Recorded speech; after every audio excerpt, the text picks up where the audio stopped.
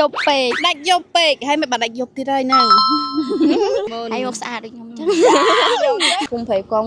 គំស្រកក៏បដិខាតកៅចាអ្នកខាតកៅអញ្ចឹងបងប្អូនអ្នកនៅក្នុងខាតកៅបើសិនជាបានឃើញវីដេអូនេះហើយកុំភ្លេចចូលខមមិនទីតាំងនៅខាងក្រោមវីដេអូនេះមានមួយផងអ្នកចំណោមផលិតផលរបស់ចាកូនស្គាល់ផលិតផលគេខ្លះ ម៉ាស់បិទមុខហើយម៉ាស់បិទក្នុងផ្នែក ម៉ាស់បិទមុខនិងម៉ាស់បិទក្រោមភ្នែកកូនចង់ប្រើមួយណាជាងគេ បិទក្នុងផ្នែក ម៉ាស់បិទក្រោមភ្នែកម៉ាស់បិទមុខមិនបានចង់ប្រើម៉ាស់បិទក្រោមភ្នែក សាផ្នែកខ្មៅពេក លេខខ្មៅពេកអត់មិនបានខ្មៅចឹង យកពេក ដាច់យកពេកហើយមិនបានដាច់យកទៀតហើយហ្នឹងហើយធ្វើភ្លេចព្រមគេដឹងហើយមិននិយាយក៏គេដឹងដែរមិនបានចង់ប្រើម៉ាស់បិទមុខអី ឲ្យមុខអលងហើយអត់មានមុន មានមុន ហើយមកស្អាតដូចខ្ញុំចឹង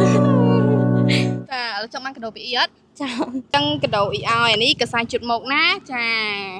នេះកូនកសាយជុតមុខអ្នកមួយហើយនេះកាដូអ៊ីឲ្យអ្នកមួយដែរអរគុណ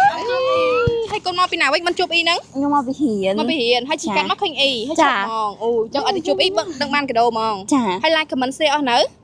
ហើយ ហើយហ៎ ចា អូចឹងកុំភ្លេច comment តទៀតណាអូហើយមានអីប្រាប់ញ៉ាំទៅក្នុងវីដេអូហ្នឹងអ្នកដែលចង់បានកាដូ អ្នកដែលចង់បានកាដូជួយ follow ហើយ comment ក៏ឲ្យច្រើនណាក៏ឲ្យកាដូដូចខ្ញុំចឹង បានប៉ិតអត់ប៉ិតចែកកាដូដល់ទីតាំងមែនអត់ ចា ដល់ទីតាំងហើយរំភើបអត់ មើលឡើងញ័រដៃ